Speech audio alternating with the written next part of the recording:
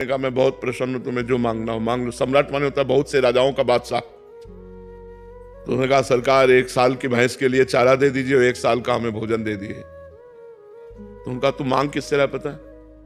सम्राट से मांग रहा हो। क्या मांग रहा है?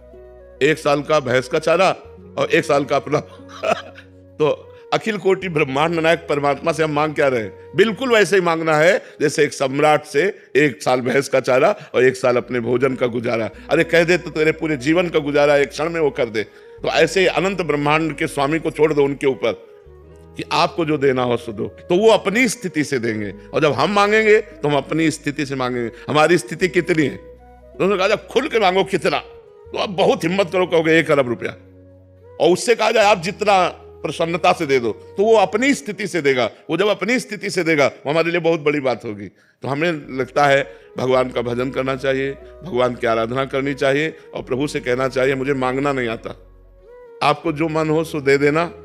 जैसे पालन पोषण करना हो वैसे पालन पोषण करना।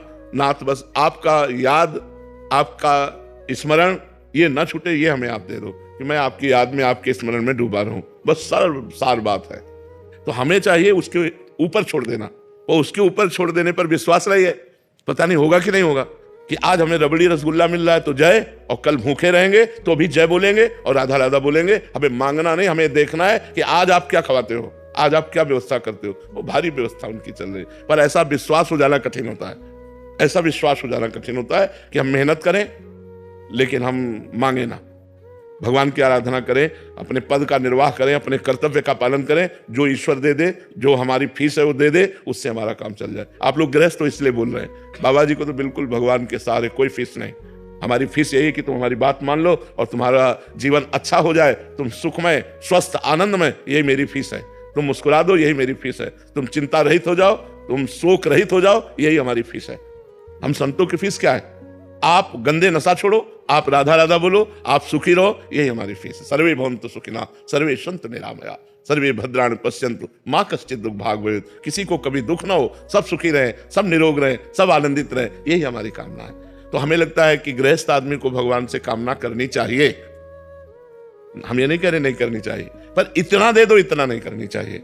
आपकी जैसी मर्जी हो प्रभु, आप देख लो, हमारा परिवार है, घर है, व्यवस्था है, नाथ आप जैसे चलाओ, आप स्वामी हो, मैं सेवक हूं, बस इतने से काम बन जाएगा। नाथ सकल संपदा तुम्हारी, मैं सेवक समेत सुत नारी।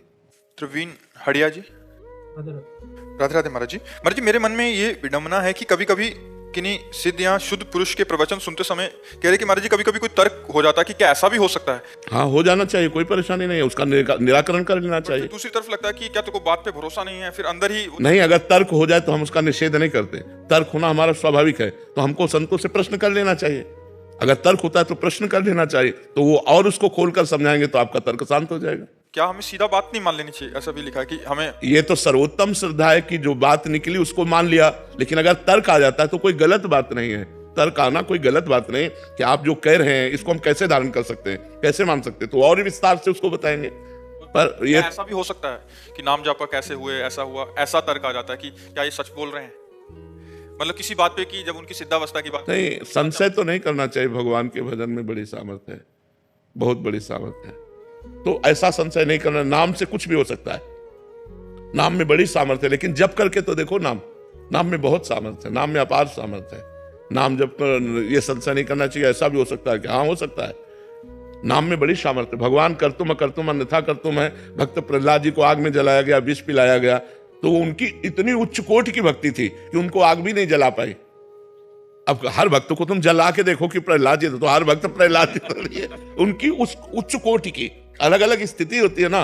उनको ये जो पंचभूत है वो स्पर्श भी नहीं कर। जल में डुबोए गए लेकिन वो डूबे नहीं, पत्थर से दबाए गए लेकिन वो पिचके नहीं, आग से जलाए गए उनको जलन नहीं हुई। क्या क्या उनके ऊपर गैस छोड़ी गई मरण वाली, न जाने क्या क्या। वो हिरण्यकश्यप त्रिभुवनपति था, सब कुछ करके हार गया लेकिन बाल भी नहीं झुलसा पाया। क्यों? इतनी उच्च कोटि की भक्ति की भगवान खंभा फाड़कर नरसिंह रूप में प्रकट हो गए, जो रूप कभी ना सुना गया, ना देखा गया, ना पढ़ा गया। प्रहलाद जी की भक्ति से भगवान ने वो रूप धारण किया जो कभी पढ़ा नहीं गया, कभी देखा नहीं गया, कभी सुना नहीं गया। नरसिंह रूप, नीचे नर और ऊपर सिंह, वो भयंकर रूप कि त्रिभुवनपति हिरण्यकश्यप कांप गया और अस्त्र शस्त्र छूट गए, एक दहाड़ में मूर्छित होकर गिर गया। तो भगवान है यार, और उन भगवान का जो भजन करते हैं तो कुछ भी हो सकता है, कुछ भी हो सकता है, उसमें कोई मतलब समस्या नहीं है।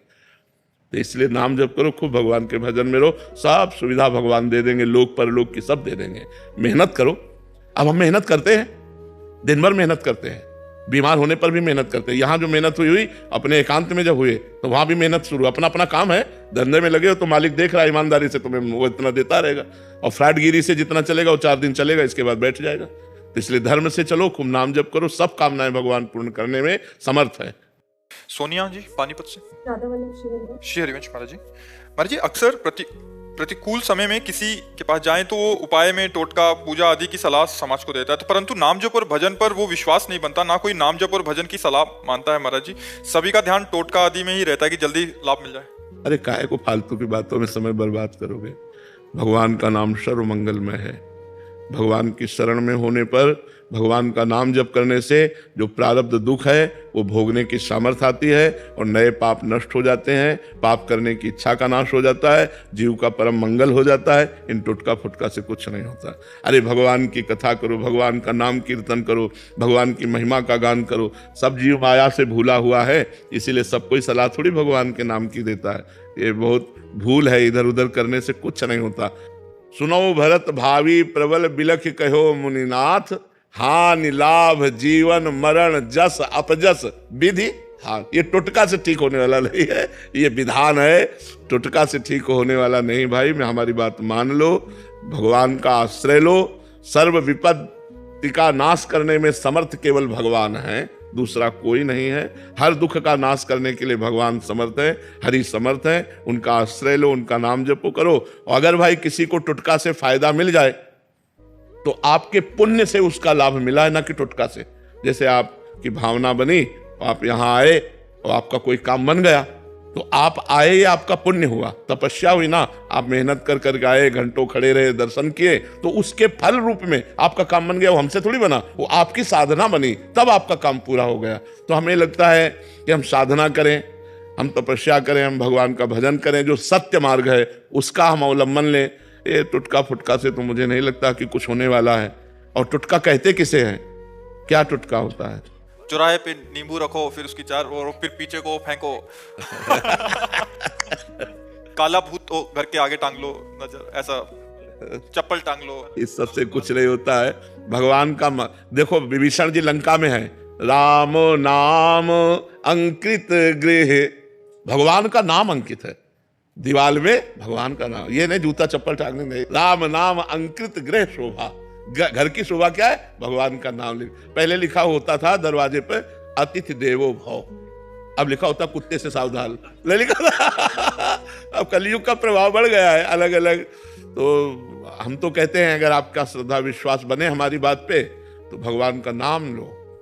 नाम लेत मंगल दिशि दशहु, 10 दिशाओं में मंगल होगा। हरि स्मृति सर्व विपद विमोक्षण। जहां आपको लग रहा हो कि अब अमंगल होने वाला है, पुकारो मंगल होन भगवान को, हे हरि, हे भगवान, हे करुणामय, मुझ दीन की बात सुन लो, मेरी रक्षा कर लो। भगवान मंगल करेंगे। ये नींबू हो, ये घोड़े की नाल हो, ये इधर उधर की चीजें रक्षा नहीं करेंगी। ये सब प्राकृतिक नाशवान वस्तुएं हैं, हमें इन पर तो विश्वास नहीं है, हमें विश्वास नहीं है। आपको हो तो धन्यवाद, आप कीजिएगा, और जब आपको उससे लाभ ना मिले तो फिर भगवान का नाम लीजिएगा। अगर हमारे प्रारब्ध में किडनी भोग लिखा है तो त्रिभुवन में कोई पैदा नहीं हुआ कि इसे ठीक कर दे, और इसे ठीक होना लिखा है तो त्रिभुवन में कोई नहीं कि इसे बिगाड़ सके। देखो, भगवान चलाना चाह रहे हैं तो ऐसी स्थिति में भी प्रवचन हो रहा है, एकांतिक वार्ता हो रही, सब हो रहा है। और अगर भगवान ना चलाना चाहे तो चाहे जितनी किडनी बदल ले, सब इन्फेक्शन हो जाएगा, फेल हो जाएंगी। हमें लगता है भगवान से बढ़कर कोई नहीं है, तो हमें भगवान की आराधना करनी चाहिए। जितने देवी देवता हैं सब भगवान के ही स्वरूप हैं। आराधना करो, पाठ करो, भगवान के नाम से दूसरों को दान करो, दूसरों गरीबों की सेवा करो। ये तो मेरी समझ में आता है, लेकिन और अन्य बातें सब समझ में आती। महाराज जी, आजकल मानसिकता ऐसी हो गई है कि हमें कुछ ना करना पड़े, जो काम करे अंगूठी करे, जो काम